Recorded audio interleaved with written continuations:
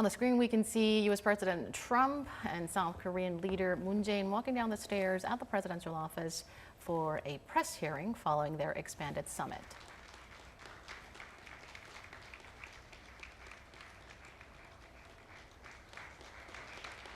Now, many experts have said that they don't believe a breakthrough in the nuclear deadlock is likely from today's summit, but let's see what they have to say. We will now begin the press conference between the President Moon Jae-in of South Korea and U.S. President Donald Trump. Please be seated. First of all, we will hear from the two leaders, and then we will open the floor for Q&As. The opening remark will be carried out first by President Moon and then by President Trump. First, President Moon Jae-in of South Korea.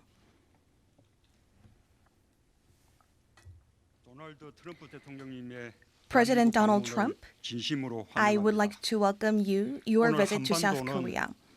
Today, the Korean Peninsula, together with you, President Trump, is being at the center of spotlight in today's international community.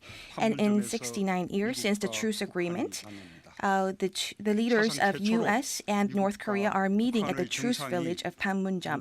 It is the first time ever for the two leaders to meet at the truce village as a handshake for peace. When we communicate and when we engage in dialogue, we are witnessing that we could proceed to eternal peace. The U.S. and North Korea will be able to confirm strong peace, and the international community is sending support to President Trump. What we wholeheartedly want is the eternal peace on the Korean Peninsula. I wholeheartedly wish that President Trump can become the president to make this happen. Peace takes more courage compared to tensions, and I would like to thank once again President Trump and the leader of North Korea, and I am very delighted to speak about this at this moment. Continued dialogue is very practical and the only method to bring about peace on the Korean Peninsula. President Trump and I have confirmed that we share the same stance in viewing the eternal peace process on the Korean Peninsula, and especially the complete denuclearization of the Korean Peninsula, the eternal peace, and the establishment of ties between the U.S. and the North Korea, which are entailed in the Singapore Agreement. We have seen great agreement on those. The ROK-U.S. alliance stretches, and it includes not only security, and it is a very comprehensive strategic alliance, which includes many other factors as well.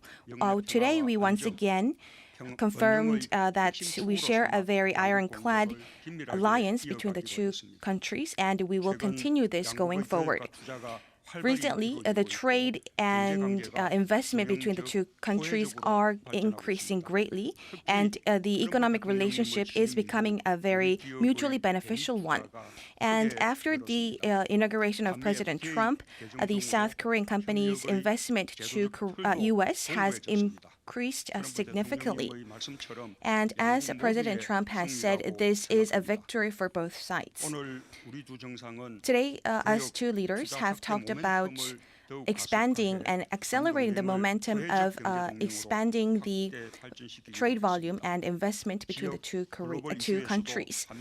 And the ROK and the U.S. will also cooperate in solving regional issues, and the Asia-Pacific region is a very strategic geographical point in terms of discussing peace in the international arena, and it is a very strategic point in carrying out the policies of the two companies.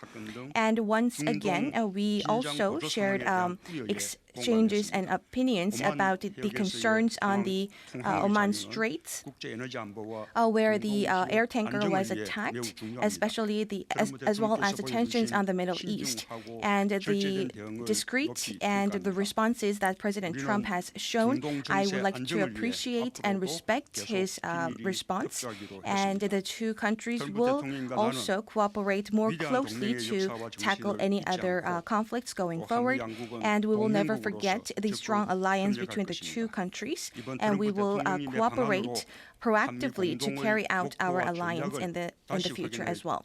Once again, we have reaffirmed the strong determination towards a strong ironclad ROK-U.S. alliance, and we agreed that we will cooperate and communicate going forward on all issues.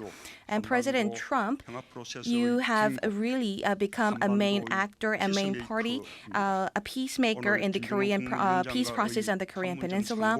And I hope that your encounter with Chairman Kim Jong-un of North Korea can, at the Panmunjom today, can become a great milestone in peace of the international arena. Once again, I welcome you to South Korea, and our friendship is strong than ever. Thank you very much. 감사합니다. Thank you very much. Next, President Trump of the USA. Thank you very much. I'm just going to make a very short statement because we're going to the DMZ border, and I'll be meeting with Chairman Kim. I look forward to it very much. I look forward to seeing him. We've developed a very good relationship, and we understand each other. I do believe he understands me, and I think I maybe understand him. And sometimes that can lead to very good things. I want to start by just thanking President Moon and, very importantly, First Lady Moon, who's a very special woman, very special spirit. She loves your country very much, as does President Moon. And we had a great dinner last night together and spent a large part of the morning discussing lots of different things, including trade and military, frankly, and many other items. But I thought I would just mention that when we came here, our great ambassador, we arrived last night, our great ambassador, who's here someplace, Harry, was talking about the turmoil going on because of the level of, there was the vitriol, the level of vitriol that was happening between North and South, but it was North to a large extent where there was a lot of risk and a lot of threat and a lot of bad things were happening. That was before I became president. And as you know, and the media knows very well, because they covered it, frankly, very well and very fairly, at the beginning there was a lot of anger between myself and Kim Jong-un, who, since something happened, there was a point at which it happened, and all of a sudden we get along. And I figured that when I was in Japan, where they hosted a fantastic G20, and I want to just thank Prime Minister Abe, because they did a fantastic job, and a lot of good things came out of that, a lot of good meetings with other countries, I can tell you from the standpoint of the United States. But we decided to come here a while ago as part of going to the G20. I promised President Moon. And then yesterday I was just thinking, hey, I'm here. Let's see whether or not we can say hello to Kim Jong-un.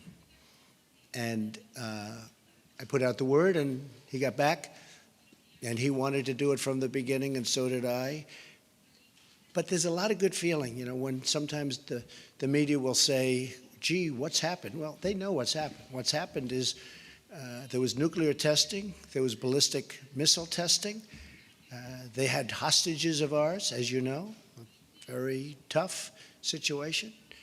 And now we're getting back our remains. We got back the hostages. There's been no ballistic missile tests, and there's been no nuclear tests. And South Korea is a whole different place. And Japan, Prime Minister Abe was telling me, Japan is a whole different place. They had missiles going over Japan on a very constant basis. You know that very well. So I hate to hear the media, give false information to the public when they say, oh, what's been done? What's been done? A lot's been done. And there's also a good feeling. I can tell you on behalf of President Moon, he feels much better about even Chairman Kim. I mean, he feels much better. They couldn't have meetings. Nobody was going to meet. President Obama wanted to meet, and Chairman Kim would not meet him. The Obama administration was begging for a meeting. They were begging for meetings constantly, and Chairman Kim would not meet with him.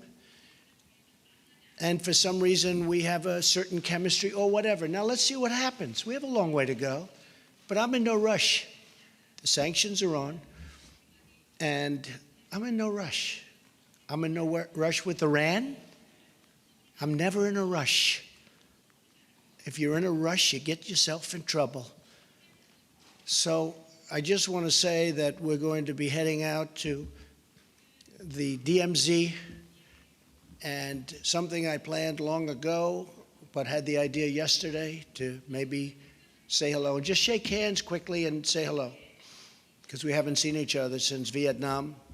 We had a great meeting in Vietnam. People don't realize it. It's all part of the whole negotiation. But we had actually a great meeting in Vietnam. We had a great meeting in Singapore. Everyone gave us praise for Singapore and not for Vietnam. I think, frankly, the meeting in Vietnam, in terms of a deal, was more important than Singapore. So I think what I'd like to do is we'll take one or two questions, as I understand it, and then I'm going to head out to the DMZ and pay my respects to everybody, including some soldiers. We have tremendous military here in South Korea, and we're going to see some of our great American soldiers. I'll be talking to them, and I'll be seeing Kim Jong-un. And if you would, you could start with a question. Thank you.